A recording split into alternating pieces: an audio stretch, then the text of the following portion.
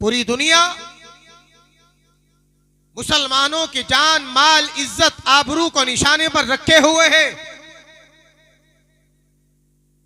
ना रस्में सलामत, ना रिवाज सलामत, न मदरसे महफूज, न खानकाहे महफूज, न कब्रिस्तान सलामत, न सरों की पगड़ी सलामत, न चेहरों की दाढ़ियां सलामत, न बुर्के महफूज, न अबाया महफूज, न हिजाब महफूज, न कपड़े महफूज।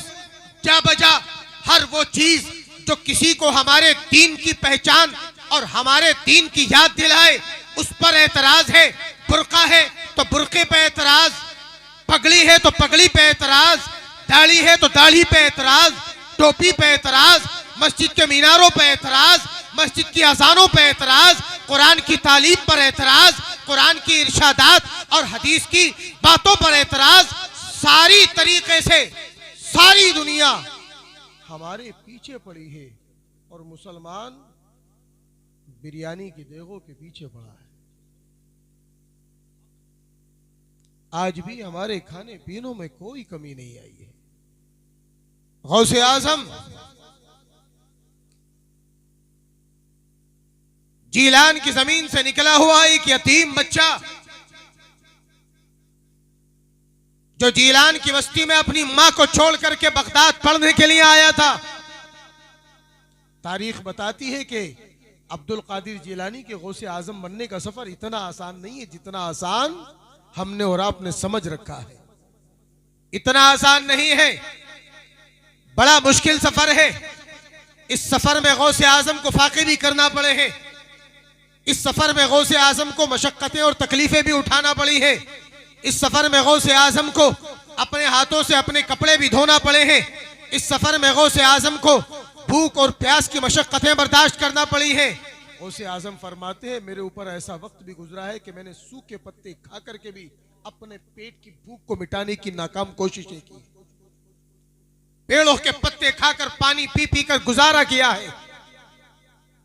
आज जिस अब्दुल कादिर ने पेड़ों के पत्ते खा करके भी इल्म सीखा, जिस अब्दुल कादिर ने भूखे रह करके भी इल्म सीखा, आज उसी अब्दुल कादिर जीलानी के नाम पर हमारे यहाँ देवों के अंबार के लगे पड़े हैं।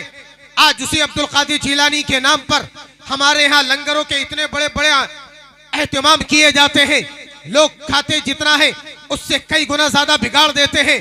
लोग इतना अपने पेटों में नहीं डालते जितना नालियों और कूड़ों के ढेरों पे डाल देते हैं। सवाल यह उठता है, जिस अब्दुल कादिर जीलानी ने 18 साल की उम्र में जीलान को छोड़कर के बगदाद का सफर इख्तियार किया था, बाप का साया सर पर नहीं था, यतीम थे, अपनी माँ को अल्लाह के भरोसे छोड़ करके इल्म का सफर तय किया था ताकि इल्म हासिल करके अपने नाना जान की उम्मत की इल्मी रहनुमाई की जा सके, इल्म सीख करके लोगों को अच्छाई सिखाई जा सके, बुराई से रोका जा सके, तालीम हासिल करके एक अच्छा और कामयाब इंसान बनने का सफर तय किया जा सके। जिस अब्दुल कादिर जीलानी ने बाप का साया सर पर न होने के बावजूद इल्म सीखने का ऐसा जज्बा सिखाया, ऐसा जज्बा दिखाया कि अपना वतन और बस्ती छोड़ करके बगदाद का सफर इख्तियार किया। सवाल यह उठता है कि जिस अब्दुल कादिर जीलानी के नाम पर हम ये जलसा सजाए बैठे हैं, क्या उस अब्दुल कादिर जीलानी के नाम पर तालीम का यही जज्बा हमारे दिलों में भी मौजूद है? कितने इदारे चला रहे हैं हम और कैसे इदारे चला रहे हैं हम? याद रखें, हम दुनिया की वो कौम है, लोग कहते हैं कि आधी रोटी खाइए, बेटी को पढ़ाइए, बच्चों को पढ़ाइए, नारे नए से नए आते हैं, बेटी बचाओ बेटी पढ़ाओ, नए से नए स्लोगन दिए जाते हैं। आज इन स्लोगनों को देने की जरूरत इसलिए आती है कि आवाम को मोटिवेट करना है, मगर इस्लाम वो दीन है जिसकी सबसे पहली नाजिल होने वाली आयत इक़रा बिस्मि रब्बिकल लज़ी खलक़ है। पढ़िए अपने रब के नाम से, पढ़िए अपने। तालीम हमारे दीन की रूह है। दुनिया के किसी दीन ने, किसी धर्म ने तालीम को फर्ज करार नहीं दिया। दुनिया के तमाम ममालिक और तमाम देशों में तालीम और शिक्षा इसलिए हासिल की जाती है ताकि अच्छा रोजगार हासिल किया जा सके, इसीलिए तो की जाती है। लोग डॉक्टर बनते हैं, क्यों बनते हैं? ताकि एक अच्छी वेल सेटल्ड लाइफ आदमी हासिल कर सके। आदमी इंजीनियर बनता है, क्यों बनता है? ताकि इंजीनियरिंग के जरिए आदमी अपनी और अपने बच्चों की लाइफ को अच्छी तरह से गुजार सके।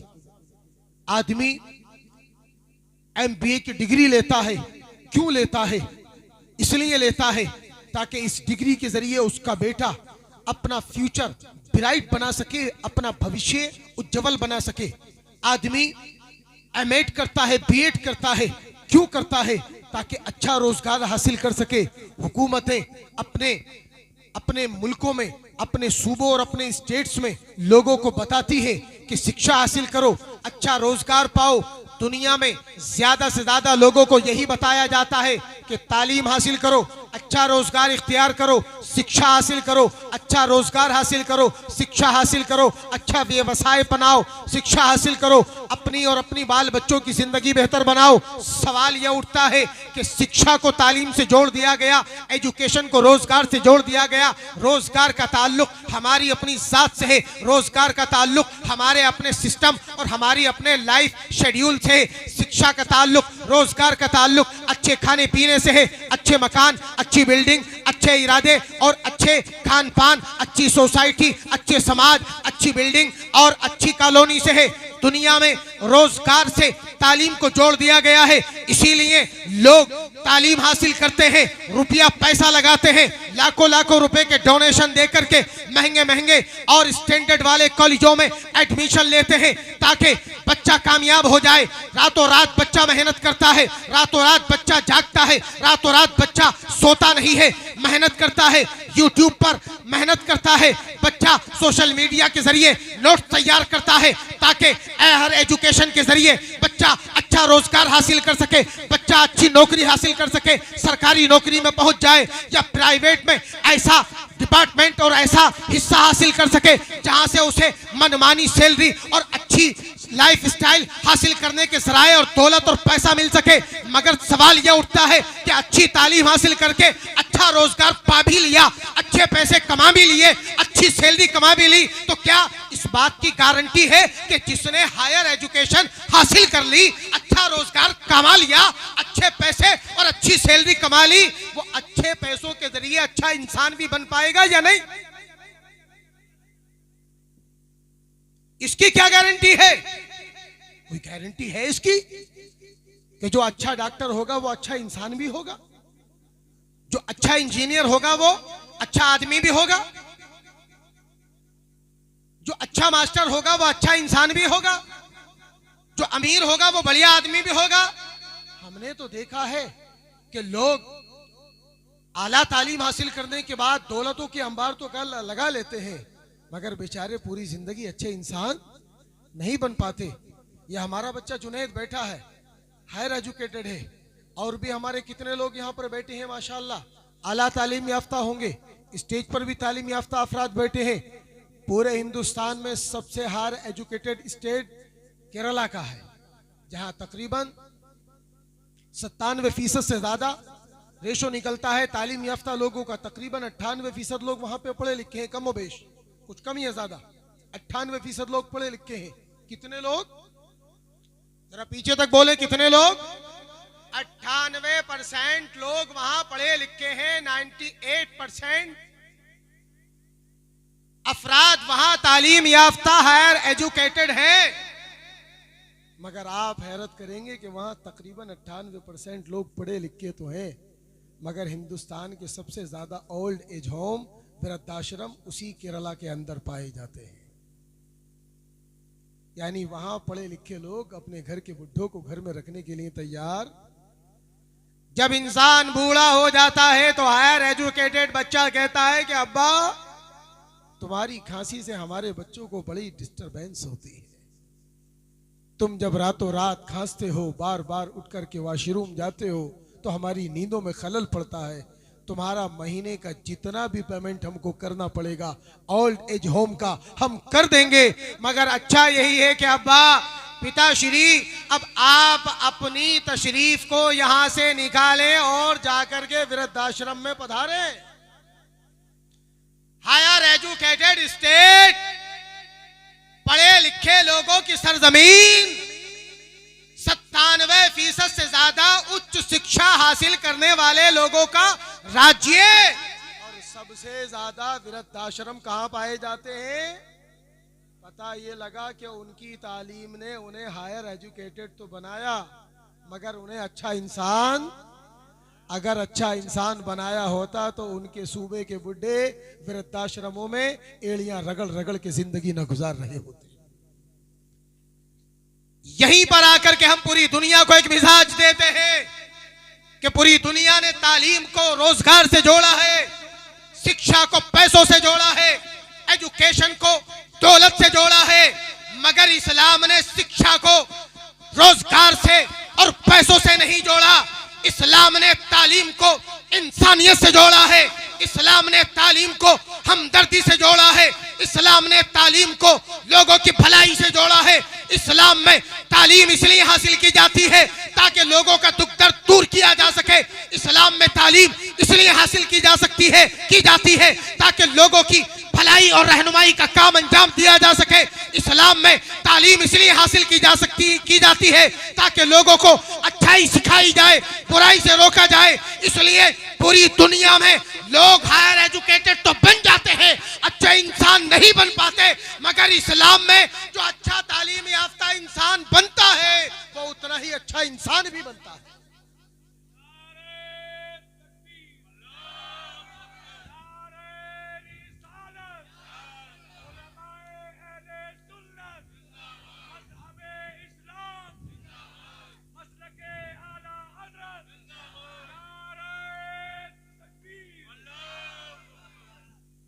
माशाअल्लाह, ये हमारे समी अख्तर भाई हमारे कादरी मस्जिद के पुराने नायब सदर भी हैं माशाअल्लाह, अल्लाह सलामत रखे। अभी मैं पूछ ही रहा था तो और माशाअल्लाह जलसे में आए, मुलाकात भी हो गई। अल्लाह इन्हें सेहत व शिफा बख्शे और इन्हें सेहत व तंदुरुस्ती की ज़िंदगी अता फरमाए। और भी बहुत सारे अहबाब हैं।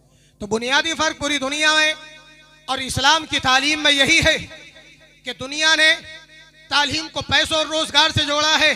मियाँ, जब रोजगार से जोड़ा है तो बच्चे का तो दिमाग एक ही चीज पर फोकस किए हुए है कि भाई इस पढ़ाई का मतलब है ज्यादा पैसे कमाना, ताकि अच्छी तरीके से मकान बना सकूं, अच्छी गाड़ियां और अच्छी बिल्डिंगें खरीद सकूं। इसीलिए एक मास्टर पैसा कमाने का कोई मौका हाथ से जाने नहीं देता। वो स्कूल में 60, 65, 70, 80 हजार की सैलरी भी लेता है और बच्चों को पढ़ा के भी नहीं देता। क्यों? क्योंकि उसे लगता है कि अगर इसे यहीं पढ़ा दिया तो ये जालिम ट्यूशन पढ़ने कैसे आएगा। 1 लाख की सैलरी लेता है सरकारी स्कूल में मास्टर, 1 लाख की सैलरी लेकर के भी पढ़ाता नहीं बच्चों को। क्यों नहीं पढ़ाता? क्योंकि उसके दिमाग में एक ही बात बैठी हुई है कि शिक्षा का मतलब, रोजगार का मतलब पैसा बनाना है। क्या बनाना है? पैसा बनाना है, अर्निंग मनी, नोट जमा करना है, दौलत इकट्ठी करनी है। इसलिए सरकार ने उसे 1 लाख रुपए की भारी भरकम सैलरी दी कि हमारे बच्चों को अच्छी तरीके से पढ़ा, उन्हें कामयाब बना। मगर वो सोचता है कि 1 लाख रुपए से मेरे पापी पेट का क्या होगा, 1 लाख रुपए से क्या होगा इस पापी पेट का। इसलिए बच्चों को ढंग से पढ़ाकर भी नहीं देता, कमजोर बना के रखता है, ताकि जब ये एग्जाम में इसका रिजल्ट आए तो इसके अब्बा कहें कि हमारा बच्चा तो मैथ में कमजोर है, हमारा बच्चा तो साइंस में कमजोर है, हमारा बच्चा तो इंग्लिश में कमजोर है, हमारा बच्चा हिंदी में कमजोर है, हमारा बच्चा फला सब्जेक्ट में वीक है, हमारा बच्चा उसमें कमजोर है, इसमें कमजोर है। तो मैं कहूँगा भाई मेरी क्लास में बच्चे रहते हैं इतने इतने, अब मैं एक एक बच्चे को कितना टाइम दूं।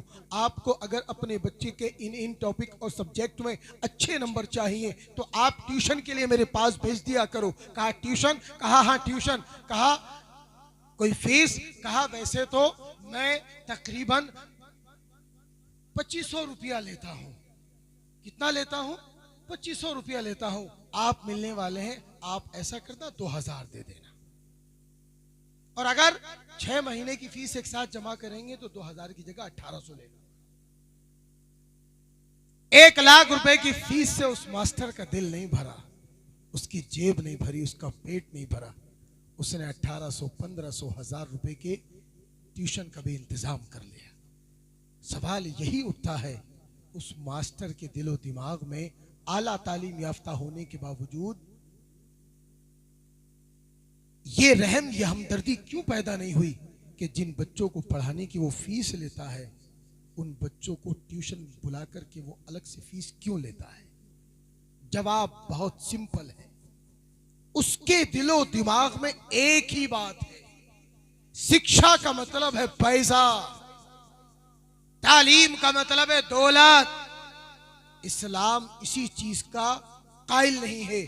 हमारे यहां तालीम का मतलब है इंसानों की हमदर्दी, तालीम का मतलब है इंसानों की भलाई। इसलिए आप अच्छी तरह से जानते हैं, आप अच्छी तरह से जानते हैं कि पूरी दुनिया में लोग एडवाइस की भी फीस लेते हैं। किसी वकील के पास जाओ और उससे कोई कानूनी सलाह लो, वो उस कानूनी सलाह की भी फीस लेता है। जितना उसकी फेस वैल्यू होता है वैसी एडवाइस फीस वो आपसे वसूल करता है।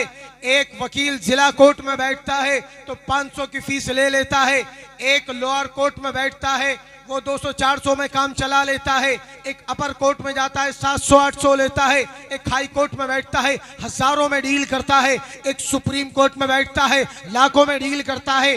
मशवरे की फीस लेते हैं, मशवरे की। मगर अल्लाह की कसम, इसी जमीन पर ऐसे भी तालीम याफ्ता अफराद हैं जो कभी किसी मशवरे की फीस नहीं लेते। सुबह से लेकर शाम तक कितने लोग आते हैं जो हमसे अपने मजहबी मामलात के बारे में मशवरा लेने के लिए आते हैं। कहते हैं कि हजरत, मैं हूं, मेरे 3 पार्टनर हैं, मेरा इतना पैसा लगा है और पार्टनरों का इतना इतना पैसा लगा है, आप शरई फैसले के मुताबिक बताएं कि हमारे दरमियान में तकसीम और अलग अलग भाग प्रतिशत किस तरीके से अलग अलग अंजाम दिया जाएगा, किसका कितना हिस्सा होगा, मुनाफा किसको कितने % मिलेगा। वो आकर के हमारे सामने 3-4 बातें रखता है, हम अपने माथा पच्ची करते हैं, किताबों को खंगालते हैं और उसके मसले का हल किताबों की रोशनी में निकालते हैं, उसको बताते हैं कि तेरा इतना हिस्सा होगा, तेरा इतना हिस्सा होगा। एक आदमी आता है, हजरत मुफ्ती साहब, हमारे बाप का इंतकाल हो गया, हम 3 भाई हैं, 4 बहनें हैं, हमारे बाप ने 10 लाख की प्रॉपर्टी छोड़ी है, हमारे बाप ने 10 लाख रुपया कैश छोड़ा है, 10 लाख की प्रॉपर्टी है, 10 लाख कैश है, 20 लाख रुपए टोटल कैश और प्रॉपर्टी के हैं। 3 भाई हैं, 4 बहनें हैं, अब ये 20 लाख प्रॉपर्टी और कैश कैसे बटेगा? वकील के पास जाएंगे, वकील एडवाइस फीस लेगा। हमारे पास लोग आते हैं, घंटों घंटों हमारा सर खा जाते हैं, मगर हम उनसे कभी फीस देखा, फीस ली किसी मौलवी ने? बोलिए, कभी किसी मौलवी ने फीस ली? बोलिए, ली? लोग आते हैं कि तलाक दे दी। एक आलिम पूछता है किन लफ्जों से तलाक दी थी? लफ्ज बिल्कुल जाहिर थे, या लफ्ज तूने किनाये के इस्तेमाल किए थे? डायरेक्टली लफ्ज तलाक इस्तेमाल किया था, या तूने अलग लफ्ज इस्तेमाल किए थे? छोड़ दूंगा, छोड़ दिया, हटा दिया, घर से निकाल दिया, जिंदगी से निकाल दिया। एक एक लफ्ज के बारे में पूछते हैं। ये उलमा उन लफ्जों की रोशनी में कोई बहार शरीयत उठाता है, कोई फतावा रज़विया उठाता है, कोई फतावा आलमगीरी उठाता है, कोई दुर्र मुख्तार उठाता है, अलग अलग फ़िक़्ह की किताबें उठाते हैं, अलग अलग उलमा की किताबें उठाते हैं। आपने अपनी ज़बान से इतनी बात कह दी, आप खामोश बैठ गए। एक आलिम और एक मुफ्ती अपनी किताबी मुताले की रोशनी में आपके मसले और सवाल का हल तलाशता है और जवाब ढूंढ करके आपको बताता है। क्या किसी आलिम दीन ने आपसे पैसे लिए? लिए पैसे? क्यों नहीं लेते ये पैसे? जब दुनिया अपने अपने फील्ड में पैसा कमा रही है, ये पैसे क्यों नहीं लेते? ये इसलिए नहीं लेते कि इन्हें इनके दीन ने सिखाया यही है कि दीन लोगों की हमदर्दी और खैर ख्वाही के लिए सीखा जाता है, तालीम हमदर्दी के लिए सीखी जाती है। इसलिए आज पूरी दुनिया को ये बताने की जरूरत है कि इस्लामी तालीम की अहमियत क्या होती है। पूरी दुनिया हमारे पीछे है, इसलिए हमारे पास अपनी बात पहुंचाने का फोरम नहीं है, प्लेटफॉर्म नहीं है, और अगर है भी तो हम उसका सही यूज नहीं कर पा रहे। लोग कहते हैं कि साहब मीडिया बड़ा खराब है। क्या कहते हैं? मीडिया बड़ा खराब है, हमारे खिलाफ झूठी खबरें चलाता है, झूठी रिपोर्टिंग करता है। लोग कहते हैं कि साहब सोशल मीडिया चलाओ। क्या कहते हैं लोग? सोशल मीडिया चलाओ। लोग सोशल मीडिया चलाते हैं, मुसलमान भी सोशल मीडिया चलाते हैं। ज्यादातर जो मुसलमान लड़के सोशल मीडिया चलाते हैं वो सोशल मीडिया पर डांस करते हैं। क्या करते हैं? डांस करते हैं, नाचते हैं। लड़के भी नाचते हैं, लड़कियां भी नाचती हैं, क्योंकि उनको लगता है कि कूले मटका करके पैसा जल्दी मिल जाता है। जो डांस करना नहीं जानते वो गालियां देते हैं, क्योंकि उनको पता है कि गालियों को पसंद करने वाले लोग भी मौजूद हैं। गालियों को पसंद करने वाले, और इंतहाई कम नसीबी की बात है, शर्म और अफसोस की बात है कि बदतरीन गालियां अगर कोई बक रहा है तो हमारी ही कौम के आवारा लौंडे बक रहे हैं। अफसोस इस बात का नहीं है मुसलमानों कि हमारी कौम के लौंडे गालियां बक रहे हैं, अफसोस इस बात का है कि उन बदतमीज लड़कों को पसंद भी किया जा रहा है। इसका मतलब यह है कि हमारी समाज और सोसाइटी में ऐसा मिजाज लोगों के दिलो दिमाग में बस गया है कि कितनी ही गंदी बात कही जाए, कितनी ही फूहड़ बात कही जाए, उसे लाइक करने वाले लोगों की एक अच्छी बड़ी तादाद हमारे यहाँ पाई जाती है। जब मिजाज ऐसा बना हुआ है तो फिर गैरों के जुल्म का शिकवा मत करो। तुम्हारे अमाल इसी लायक हैं कि तुम्हें जब कपड़ा गंदा हो जाता है तो धोबी कपड़े पे कोई रहम नहीं करता, उसे खूब उठा उठा के पटकता है, खूब उठा उठा के पटक के मारता है, कभी लकड़ी की थपकी से पीटता है, कभी अपने हाथों की मुट्ठी बना करके पीटता है, कभी पत्थर पे मारता है, कभी पानी डालता है, कभी सर्फ डालता है, कभी गर्म पानी में डालता है। इसलिए डालता है क्योंकि वो जानता है ये कपड़ा गंदा है, मैल बहुत ज्यादा है, दाग जिद्दी है, जिद्दी दाग, गंदे दाग, बड़े बड़े दाग बगैर सख्ती के, बगैर मेहनत के, बगैर जिद के, बगैर सख्ती के निकल नहीं सकते। वही हाल हमारा भी है कि हमारी कौम में जहां गंदी बातें कहने वाले लोग मौजूद हैं, वहीं उन गंदी बातों को प्रमोट करने वाला एक बड़ा तबका मौजूद है जो उन गंदी बातों को पसंद करता है। समाज का दिल, समाज का दिमाग, समाज की सोच, समाज के बाजू नौजवान गंदे हो चुके हैं। इसलिए दुनिया हमें रगड़ रही है, हमें कूट रही है, हमें पीट रही है, और जब तक ये रगड़ने का, कूटने का, पीटने का, धपकने का दमल जारी रहेगा, जब तक मुसलमान अपने दिलो दिमाग और अपनी रूह से, अपने कैरेक्टर से, अपने किरदार से इन गंदे दागों को दूर नहीं करता,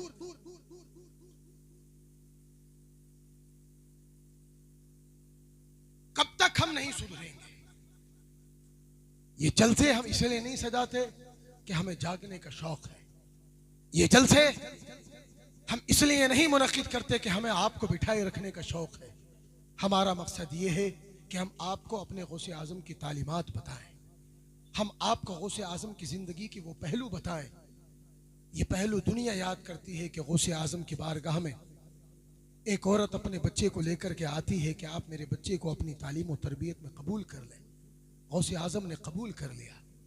कुछ वक्त के बाद वो औरत अपने बच्चे से मिलने आई तो क्या देखा, उसका बच्चा सूखी रोटी खा रहा है और गौसे आजम मुर्गा खा रहे हैं। क्या खा रहे हैं? मुर्गा खा रहे हैं।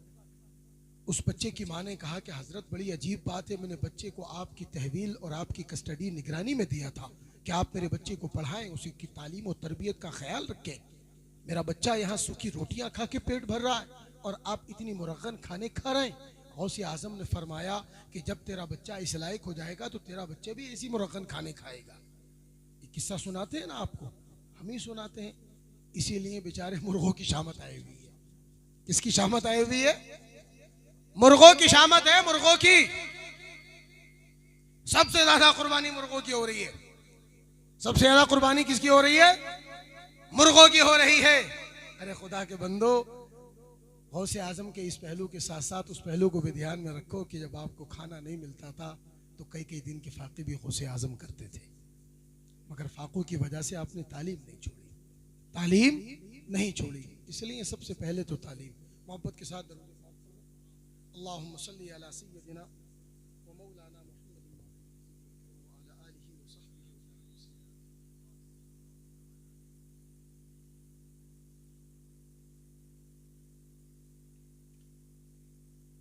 एक बार और दरूद पाक पढ़ लें। अल्लाहुम्मा सल्ली अला सय्यदिना व मौलाना मुहम्मद मअदनिल जूद वल करम व अला आलिहि व अस्हाबिहि व बारिक व सल्लिम सल्लु अलैहि सलातन व सलामन अलैका या रसूल अल्लाह, सलातन व सलामन अलैका या हबीब अल्लाह। तो मालूम यह हुआ कि अच्छी तालीम अच्छा इंसान बनाने की गारंटी नहीं ले सकती और ना लेती है। ये हमारा दीन है जो हमें सिखाता है कि हम बूढ़ों की इज्जत करें। क्या करें? बूढ़ों की इज्जत करें। अल्लाह के नबी अलैहिस्सलाम की एक हदीस पाक का खुलासा यह है कि जिसने किसी बूढ़े के बालों की सफ़ेदी का लिहाज रखा, किसी बूढ़े के बुढ़ापे का ख्याल रखा, अल्लाह ताला उसे इस ख्याल रखने का भी सवाब अता फरमाएगा। और अल्लाह के नबी अलैहिस्सलाम ने इरशाद फरमाया, जो हमारे छोटों पर रहम ना करे और बड़ों की इज्जत ना करे उसका हमसे कोई ताल्लुक। किसी भी इंजीनियरिंग कॉलेज में यह सिखाया नहीं जाता कि बूढ़ों की जो इज्जत ना करे उसका हमारे कॉलेज से कोई ताल्लुक। वहां तो यही सिखाया जाता कि बूढ़ा आए या जवान आए, इंजेक्शन 25 रुपए का लगाना, फीस 250 की लेना। कितने की लेना? 250 की लेना। अगर रात के 1 बजे दरवाजे पर दस्तक दे दे तो इमरजेंसी फीस के 2500 रुपए लेना।